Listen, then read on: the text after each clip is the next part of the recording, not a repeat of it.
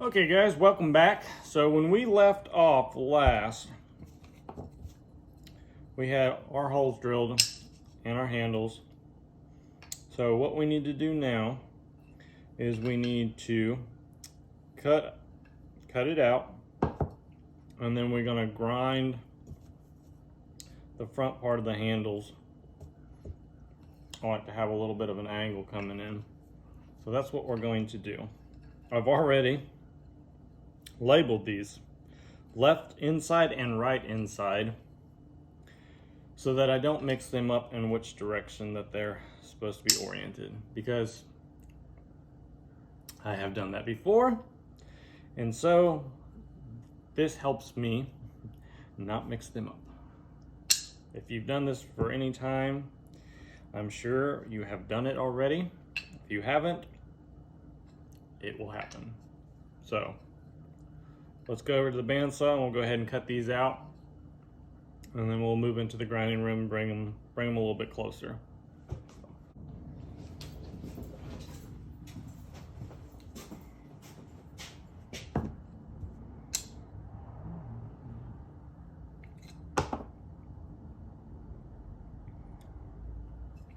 One more thing before we cut them out, I forgot to mention, is if you had your blade and you're using that as a guide to have your profile on your knife, traditionally that's what I would do a lot of times, but since I started using that template, you don't have this front part of your handle, and that's what this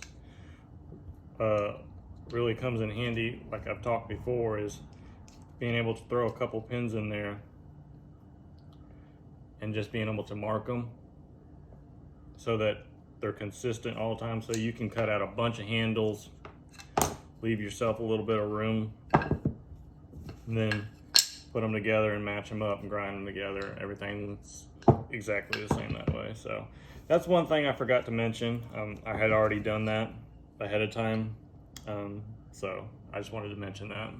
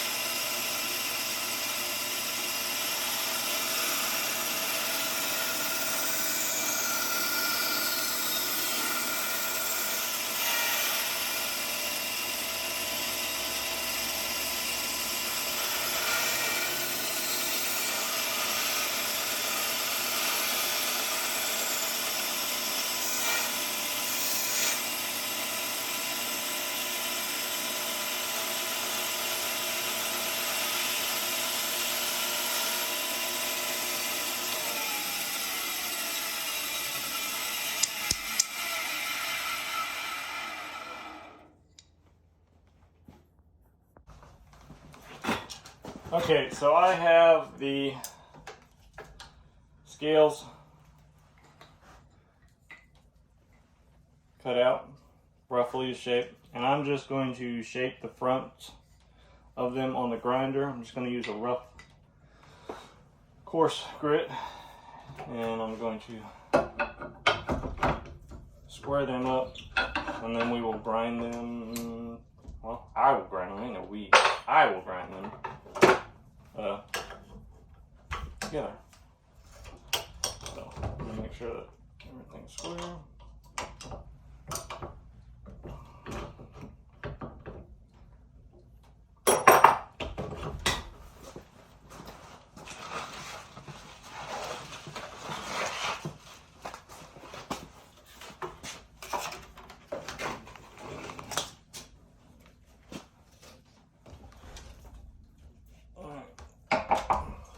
So let me throw on a respirator real quick and we'll get to grinding.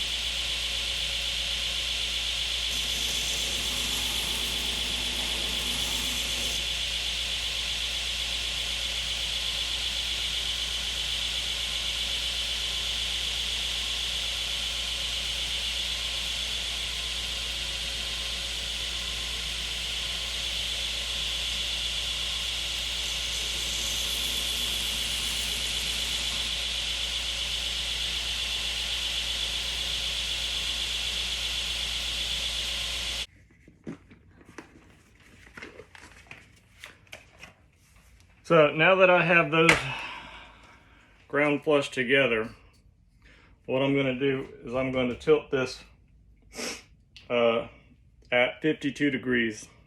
You don't have to use 52 degrees, it's just what I like. It's what I found that works for me. And since how I've marked the insides of these, what I'm going to do is I'm going to turn them on their back, so it'll be the outsides, the parts that you'll be holding. So it's going to be like this, and I'm going to grind it all the way down till it meets right here. So I'm going to try to find a good angle to get in here and show you that. It's a little bit tight in here, it's a little bit difficult, but I'll see if I can get a good angle on it. So let me see if I can set that up. Okay, so this seems to work really well right here. It's actually attached right to my lamp. So let's see if we can adjust this.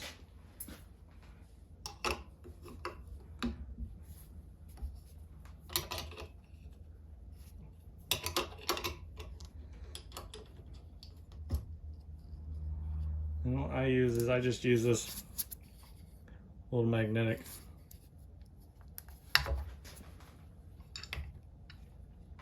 It doesn't have to be exactly 52, that's just kind of somewhere around there is what I found that I like. So I just try to be consistent with that.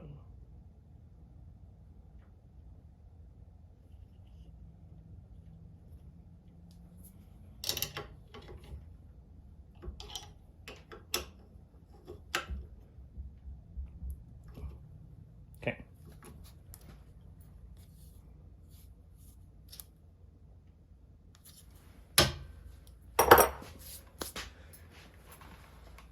Okay. Like I said, see, inside, outside. So we want to be looking at the inside when we're grinding these. And I'm gonna have to move this closer. Now this is a rough grit here. I'm gonna go pretty close, but I'm not gonna go all the way. I'm gonna leave a little bit of room so I can clean them up with some finer grits. And then we can buff them. And I'll go ahead and hand sand them once I get like maybe 800. Well, no. I'll come off here probably about 220, and then I'll do 400 and like 8 maybe. I don't know. We'll see how it looks before we buff. So let me get respirator back on.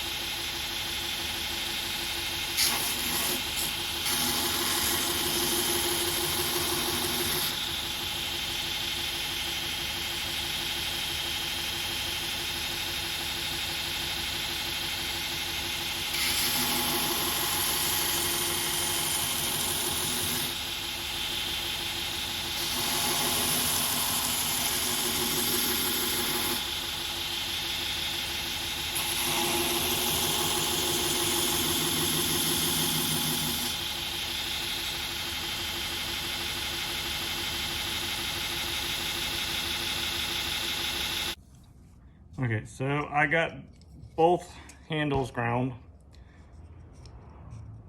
Something happened to my camera. I don't know what happened. I got dust all over my face. Grinding room. Both handles are ground in. None of this, I don't care about none of this. The only thing I'm concerned about is this front half. There's plenty of room over here. After I shape it, it'll be fine. But I don't know if you can see this.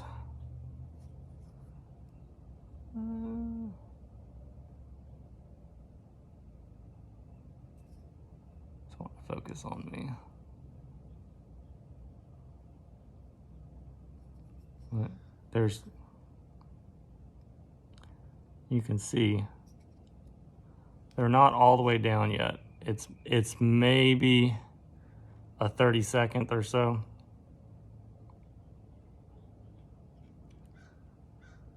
That I haven't ground yet.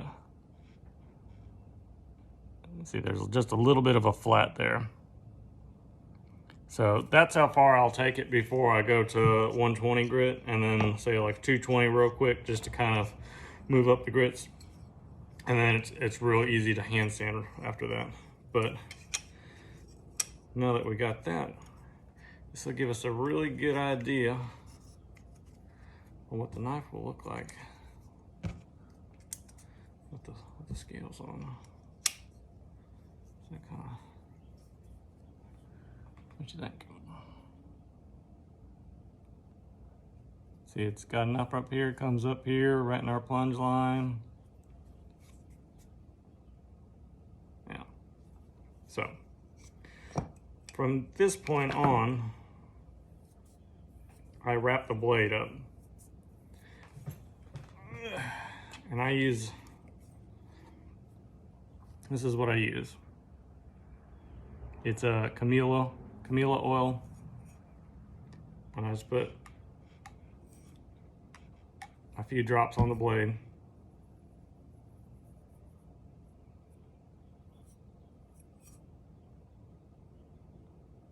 You don't have to do the entire blade, and you don't really want it up here, kind of towards your handle. It gets a little bit, because you're gonna be putting epoxy there, and you don't want that on the blade. We'll clean the blade real good before we put the handles on, but I still try to carry away from it. And then I'll use electrical tape. Now, when you first try to put this on there, it's going to want to move around. Make sure I'm not.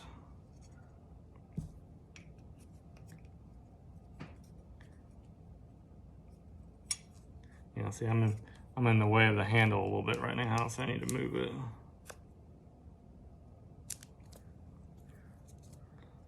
So I'm gonna go ahead and put this one on as well.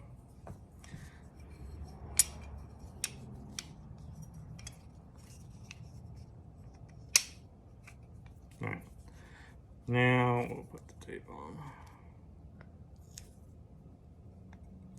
But once you get one layer going, you're just kind of going over the tape, and it doesn't matter if it sticks to yourself. You're just trying to protect the blade and you, because at this point it's not sharpened, but it will cut you.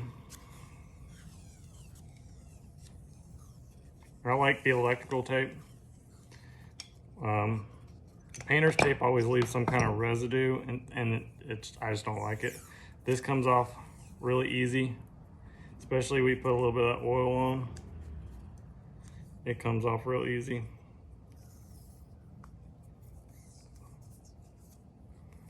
And it doesn't leave any kind of residue on the thing. And usually you can take just a little bit of oil or WD-40, and any kind of residue that's on there, it's because all oil, you're already protecting it. Any kind of sticky that's on there will come right off with just a little bit of WD-40. Let me check it one more time, make sure I'm good. Yeah, so when we got to do our glue ups, won't be in the way. And when I glue up, I take this as another reason I wrap it up. I have a vise that I clamp down on, and I just stick this right in the vise, and my handles will be putting epoxy on here so I don't have to hold the blade and I can turn it. Works good. So now that we have those on there, everything looks good. I will go back into the grinding room and take them up the grits real quick, and I will finish them there, and then we'll hand sand them. Okay, so at this point, they are ground pretty much all the way down. I got them in a vise, I got pins, and I just got it clamped together just to protect the edge, because I don't want to put too much pressure on it. But now I'll just take some sandpaper, and I can probably see, yeah, you can see the scratches just kind of going up, and that's all we're trying to do, is just refine the scratches. You can see it pretty good right there. Scratch, scratch, scratch. We're just trying to refine the scratches up to probably maybe 1,000, 800, 1,000. We'll see how it looks. Depends on the wood. And then we'll buff it. So then the front will be done. So, all right. So here I have sanded and buffed. It's got a really nice polish on it. You can see the reflection. But I don't know if you can tell. If you look closely at a few spots, there's a few little spots that I need to go back.